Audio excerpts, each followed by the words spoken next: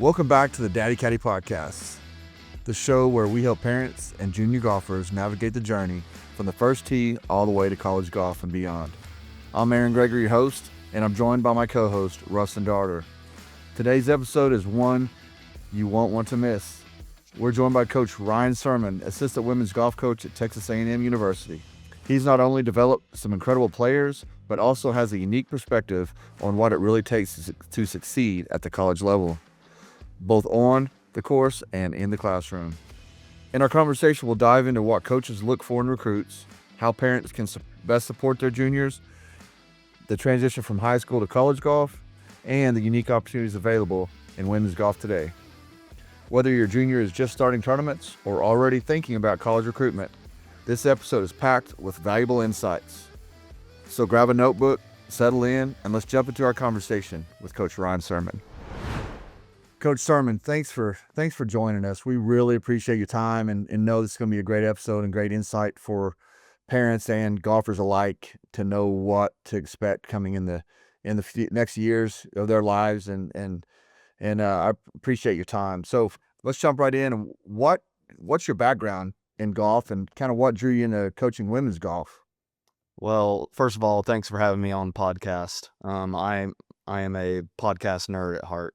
So being a part of one for the first time, it's cool, and I always love new experiences. But a little background about myself: born and raised in Tyler, Texas. I actually didn't start playing golf until later in life, which is usually not how this plays out, especially in this day and age. I was a big baseball player growing up. That was kind of always my dream. Ended up tearing a rotator cuff when I was in 8th grade, and I was told I was going to have to do a bunch of rehab if I wanted to continue to pitch. And just at that stage in my life, I was like, I'm good. I think I'll, find another hobby, something else to do. My dad was a collegiate golfer at Stephen F. Austin for 2 years. So he was always out playing with his buddies. And so I just decided to tag along.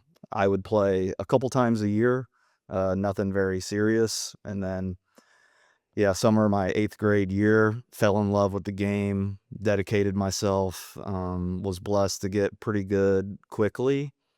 Ended up going to the University of Oklahoma to play college golf.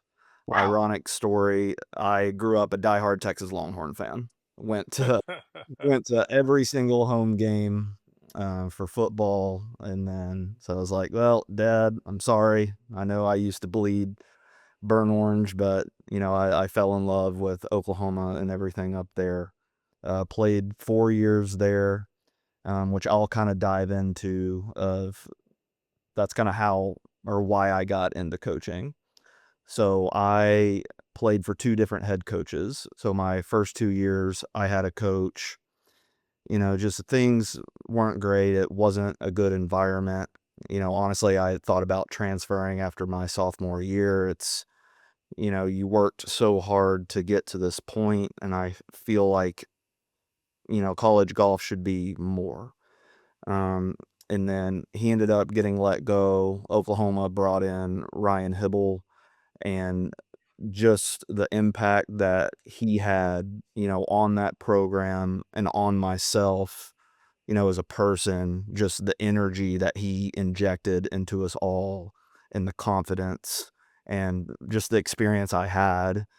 I ended up kind of playing good under him my senior year, got, ranked top 50 in Wagger, but I never had a desire to play professional golf because of him. And, I knew that I wanted to give back to the game, and I wanted to have that same exact impact that he had on my life. And so I'm blessed to be able to do it day in and day out. And, I always get asked, men's, women's golf, how did you end up on the women's side of the game? And Hibble was a great resource. He thought it was, for my personality would be a really good fit.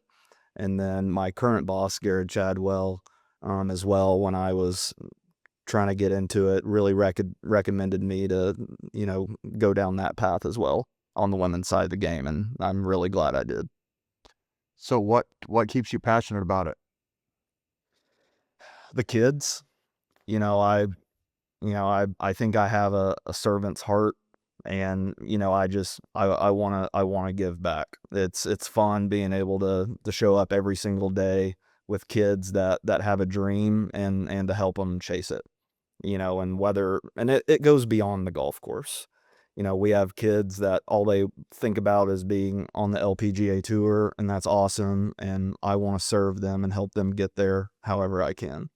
You also have kids that want to go off and start their own company. And so, whatever I can use from my life experiences outside of golf to help them navigate life, I think it's just that stuff that keeps me motivated and passionate and trying to be the best version of me. So you grew up a UT fan, and then you go to OU. Now you're an Aggie.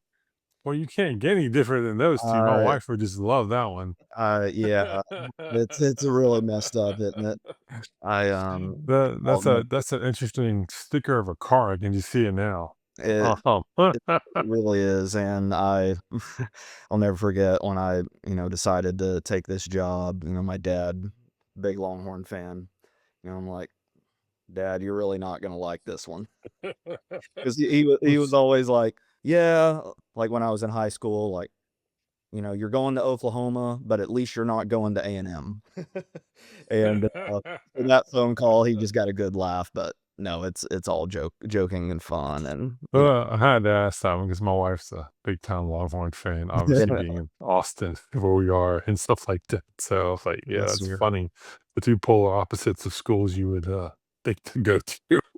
I know, right? Um, How did junior golf? I mean, you're the Larry Nelson of junior golf. Larry Nelson started when he was, I think, 18 and ended up on the professional golf tour. And, you started eighth grade. That's like starting golf in 50 in today's age, and pretty crazy. But yeah, that's pretty awesome. What speaks to your talent. Well, I don't know about that, but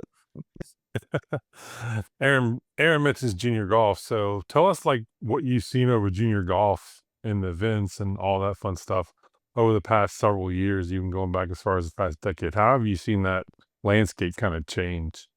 yeah, Rustin, I mean, the golf boom is crazy. So it's crazy to say I'm starting my 10th year of coaching now, and, like my first year, if you shot 75, you were traveling just about anywhere in the country and were being looked at by just about any university.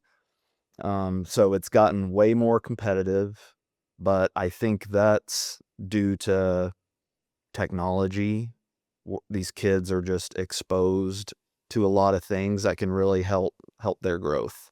Whether it's on the golf course, for us, we're spending a lot more time in the gym, and there's a lot of other avenues to getting better quickly than just practicing for 3 hours on a range.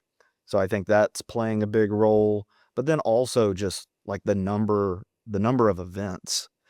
When you sit here as a coach trying to figure out where you're going to go recruit, there's, you know, 20 different tournaments every single weekend just in a certain part of the country.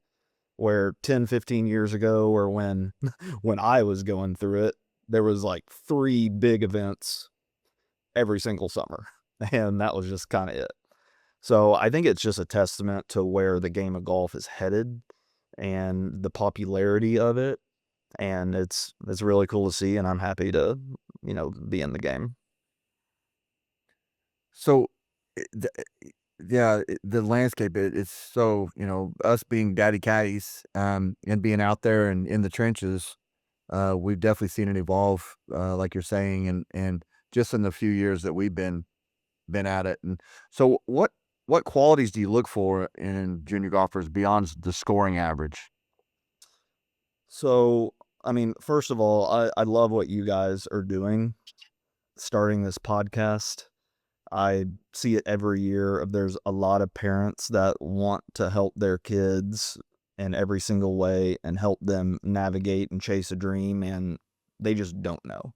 So, that's awesome. But qualities, obviously score is king. I'm not gonna lie. So that's a very heavy piece. But a lot of the times as a coach, we're comparing similar kids. And so that's where we will turn to and look at all the intangibles, right? Are you coachable? Are you driven? Is it your dream to play college golf or maybe pro golf one day, or is it a parent's dream? Because you see a lot of times when kids get away from mom and dad, they're on their own, kind of that passion tends to dip. So as coaches, that's something that I think a lot of us are looking for out on the recruiting trail of how can you handle adversity. I think that's kind of, I don't know if it's a misconception, but you can tell kids when a coach shows up, you want to perform well, right? But you also need to know if a coach is there watching you, we already know you have the ability to be a pretty good player. And kids might not like to hear it, but sometimes we enjoy watching kids struggle and play bad, because that's a really good insight to how you're going to handle things at the college level, whether it's a team dynamic or if you don't qualify for an event, or if you just have a bad hole or a bad round, how are you going to respond? So we as coaches actually learn a whole lot more when kids do face adversity outside of when you go shoot 66. You mentioned like technology with today's world of TrackMans and GC quads and all that. Oh. Are there ever any swing analytics that you guys look for? Swing speed? I mean, do you really care what a person's path is? I mean, how much of that do y'all dive into the recruiting process? I love that question because you see so many kids get fixated on being perfect and looking the part. But for me, I mean, if I had to pick an area, I want someone that can control the club face. And then outside of that, can you repeat what you're doing? I think the best example out there right now is the number one player in the world, Scotty Scheffler, right? Like, what coach is going to teach that footwork? So you look all over at the best players in the world. You got all these different wrist angles, bowed. You got, Scotty's footwork. You got Jordan Spieth with that little chicken wing follow through. Like, forget trying to be perfect, but can you be repeatable? And so, I think that's what we're looking for. Can you repeat ball flight? I think that's a big area, and just are you okay with that? So, yeah, I would say most of our stuff is more than not being analytical from a swing perspective, because a lot of these kids, they have their own swing instructors. We can help facilitate that, but I wouldn't say that's our number one job as college golf coaches. So what we're looking for is, can you repeat it? And something I really like to look for it is, can you just control your club face? It's good insight there. Yes, Because I sir. know, like, my background, I'm a computer scientist and I am analytical by nature. So, like, I know you kind of have I'm gonna to, say that maybe a little bit. I mean, I own a quad and I use it to a point, but I also know there's a data overload element that can come not only from my standpoint, from helping my kid develop as well as like, we don't need to look at all that. You just need to look at one thing here and just try to be repeatable, as you say. Absolutely. Can you repeat your ball speed every time? That's normally what I'm going for, because then you're controlling the distance it's going and stuff like that. Absolutely. Distance control is king. Every facet of golf. And, to your point about chasing, TrackMan numbers, I've had players that are way more successful at being 5-6 degrees underneath it as opposed to being zeroed out. And Yeah. so, I think TrackMan is great. I think it can provide a lot of insight of learning about yourself and learning kind of the zone and the areas that you need to be at as an individual player. But, chasing what looks good on a video isn't necessarily what's best for us. Yeah, agreed. Man, that is really important information, I think, for junior golfers to hear, and parents especially. We're out here buying the technology and spending all the money to get the parents looking, their swings looking like Steve Elkington or, Adam Scott or whatever, or Lydia Ko or, Nelly.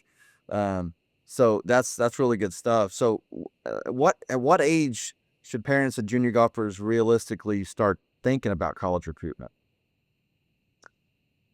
What I would tell you, because I think a lot of parents fall in the trap of starting way too early thinking about college golf.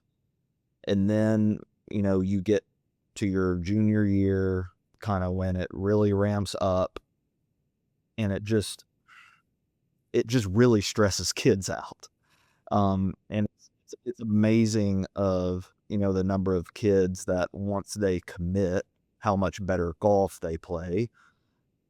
But I think a lot of that is, parents want that full scholarship. They want that dream for their kid. And so you got them in 5th, 6th grade, like we're kind of already thinking about that. And well, what I would tell you is just wake up every day, try and be a better version of yourself. I mean, everything's going to take care of that. But to your point, I think there does come a time where you need to try and understand the recruiting game and what you need to be doing. But personally, I don't think that needs to come before high school. Because I can tell you, like at Texas A&M, like we're aware of younger kids and recruiting classes, but I mean, we're focused on the class of 2027 right now, and nothing else really matters. And when the next class comes next year, we're going to be focused on those kids. And so what someone has done 3 years ago, is kind of pointless for us as a coach. I mean, it gives us kind of a good parameter of where to start. But that one year going into their junior year, we're going to really be focused and see how kids look. And so instead of stressing out and trying to be perfect and set yourself up for success just to be noticed by coaches, control what you can control, which is just trying to become a better golfer and keep the fun in it as well. I think that's something we see a lot on our side of the fence, is the love of the game can just get sucked out of a lot of kids just because it's just, recruiting. And yes, I understand, but our job is to go out and find the best players. And so if you just show up, play tournaments, just trying to be your best each and every day, everything's going to take care of itself. So you're probably like your freshman year, you start to, think about that. And what value should a player or parent even put in you or Garrett or, any other coach showing up to watch that player play? I mean, if we're there watching a kid, like I think you should put a lot of value in that. Yeah. Like we're not gonna show up and watch a kid just to do it. I mean, Right. we have a lot of different things that we need to do to run a successful program. And Right. so if we're out there watching a kid, like you're on our recruiting board 100%. Right. Okay. Or what about like pre-class of 27? So obviously kids are a lot of email coaches. At what point would you even recommend doing that? Like, hey, I'm interested in your program, Coach Sirman, big fan of A&M, et cetera. Like, when does that email need to be drafted to you? And maybe even some insight of what kind of information you're looking for in those kind of, recruiting type emails. Great question. I get that one a lot from parents. I think kind of that same timeline going into high school, So if we're recruiting 2027s right now, if you're a 2028, a 2029, like I would be sending those emails. If you're a 2030, like you can send it, but we got a lot of other stuff, I wouldn't really worry about sending it at that point. What else did you ask? No, that was basically it. Like, what about what information are you looking for in those emails? Or are you just kind of pulling like, okay, this is, John Henry, he has a 3.8 GPA, he's ranked, I don't know, 100th in his class. Like, what insight do you want to see kind of thrown in there? Keep it short and sweet. Shorter the better. Again, and I speak for all college golf coaches. I think everyone would be on board with this. If we get an email that says, "Hi, I'm so and so, and I was on honor roll, and in third grade I started doing this," like we tune out and move on. So the best advice that I can give kids, that I can give parents, just, "Hey, my name is Susie. Here's my upcoming tournament schedule. If you happen to be, recruiting at one of these events, I would love for you to swing by and watch me for a couple holes, and just say I'm interested in your school." Just keep it short, because that'll get our attention. So long drawn out emails might feel like the right thing to do, but I would tell you to do the opposite. What Short. about regarding the email thing? One last question about it. Like, do you want to see like golf resumes per se, or is just what I'm playing coming up, leave it alone at that? I think it's important to add resumes in there, and I love getting an email with a resume that has full transparency of, here's what I've played. Even if you've played bad, throw it in there, because I can go online and see every single score that you've shot. I really Yeah, appreciate kids that just throw it all out there. can't But hide it.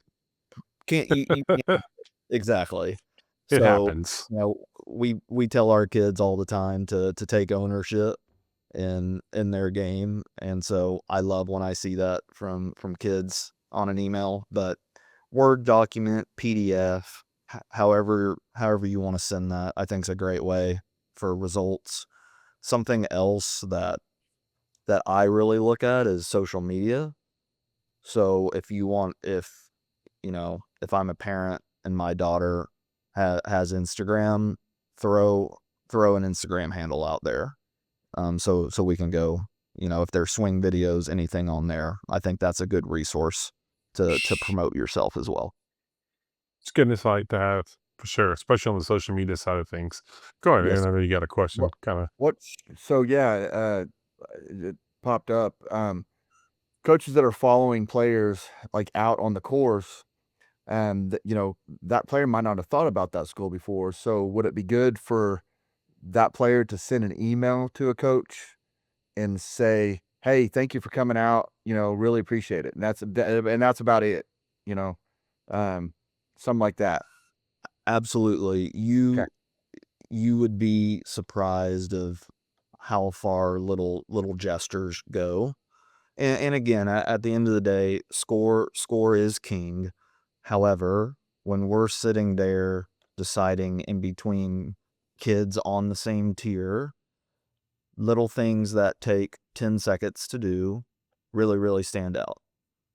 So whether it's a coach that you have zero interest in is there watching your group, even if they're not watching you, like if they're there after the 18th hole, like I know we can't really communicate, but even if Yeah. you just like waved and said, "Thanks for coming," Yeah. or whether it was a text or an email, Okay. anything like that goes a really long ways. Perfect. So that kind of goes into what our next question. How important are tournament resumes compared to high school golf performance?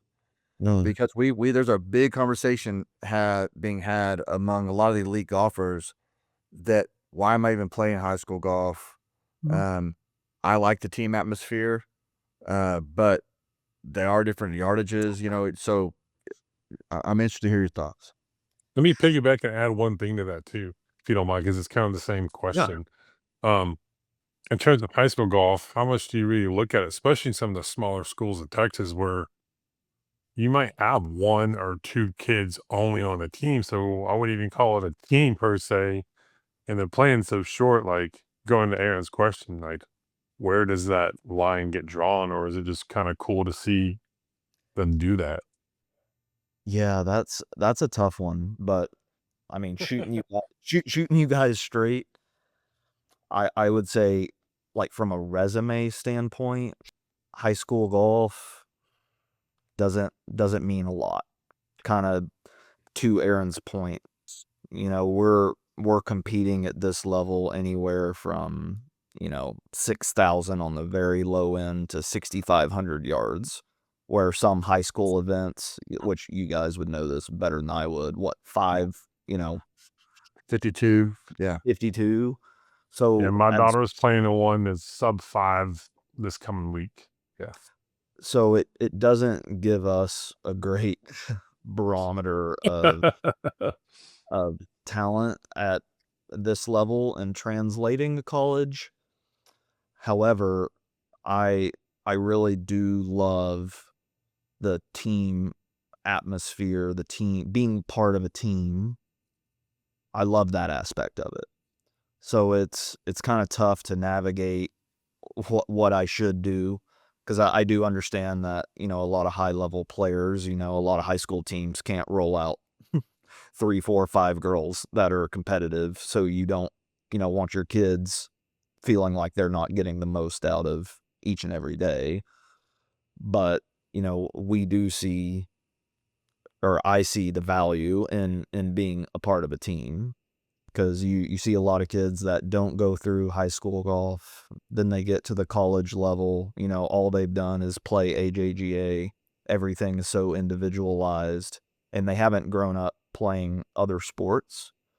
I think, kind of backtracking for myself, if another thing I would tell parents, when kids are really young, like, I wouldn't just specialize to golf, when they're 4. Like, no, you need to pick a sport. I love kids that have a wide background in other sports, because you're getting that team, atmosphere that way. You're just having different experiences.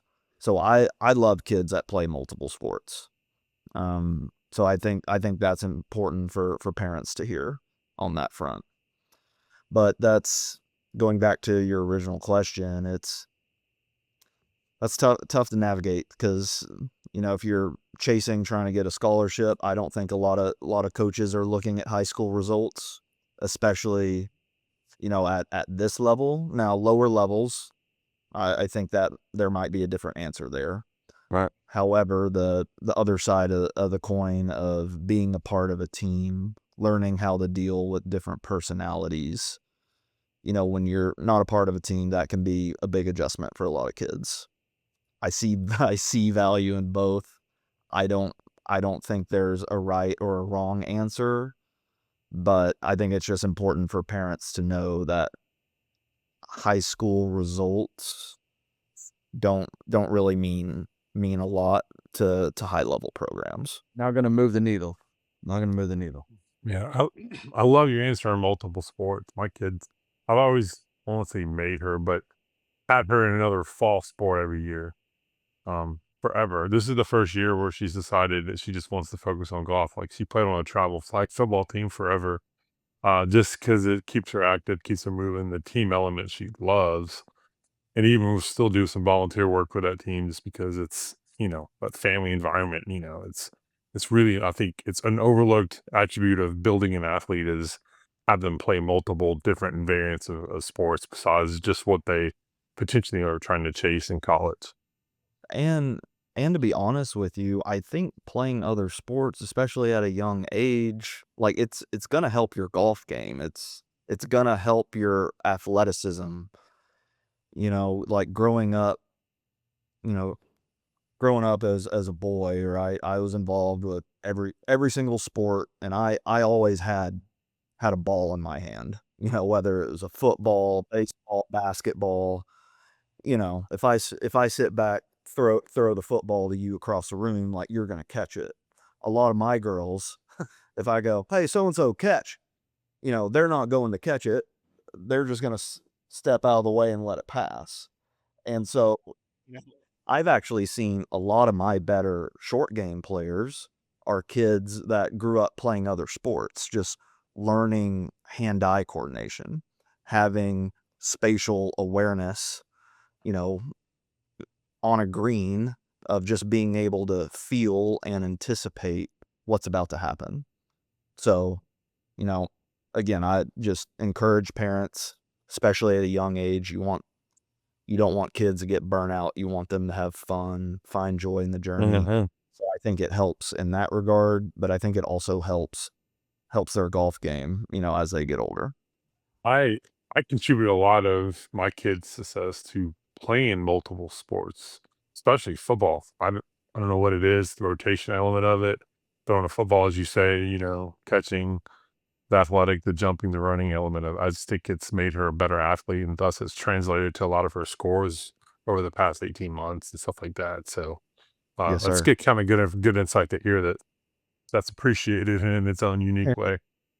It is, yes. Kind of on another track, going back to high school a little bit, let's talk more about the academic side of things. Obviously, grades are important because you got to be smart enough to get into college. But, what's the fine line there between, especially with all the weird GPAs these days, like, I won't say there's a cutoff what you're looking for, but like, how important are the academic side of things? Are you looking at AP classes? Are you looking at any of that crazy stuff like that? Or are you just want a general overall good student? I think, sum it up, a general overall good student. Luckily, most of the girls that I've coached have been pretty successful in the classroom. I know it is nothing like me or a lot of my friends. The girls seem to be way more organized and on top of things when it comes to that. But I think it's academics are important. I mean, you need to be good enough in the classroom to stay eligible. But B, I think there has been a correlation that I've noticed of kids with high GPAs being good golfers as well. Because for you to have a high GPA in college means you have to be organized. You have to have your ducks in a row. And I think a lot of that translates over into being a good golfer. Of when I'm showing up to practice, I have a plan of how to get better, and I'm just not winging it, like, oh, I have a test in the morning, so I better study. That mentality doesn't really get you very far, whether it's on the golf course or in the classroom. So I would say we use it more to look at if a kid has a good GPA or smart, that they're going to come in and be pretty organized and be able to handle the transition to college. Be able to assimilate easier, right? Yes, sir. Absolutely. That was Coach Ryan Sirman again.